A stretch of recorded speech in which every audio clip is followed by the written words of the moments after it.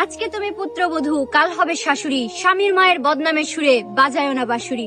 সংসারের চাপে শাশুড়ি হয়তো পাল্টায় কথার ধরন, ওই শাশুড়িই তোমার ভবিষ্যৎ গড়বে, রাখিও কিন্তু স্মরণ। যদি মা ছেলের বিচ্ছেদ হয় তোমার দেওয়া ব্যথায়, তোমার ছেলেও এমন করবে তার বউয়ের কথায়। ওই ছেলের তুই চেনস? হ, উনি আমার ড্রাইভার সাহেব।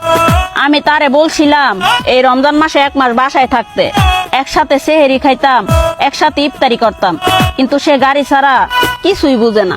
কষ্ট আর যন্ত্রণা সবই মেনেছি, আমারই পৃথিবী তোমায় জেনেছি।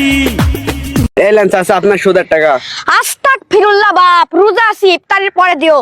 রোজা রেখেও আগের মতো খেয়ে গেলাম আমি সুদ।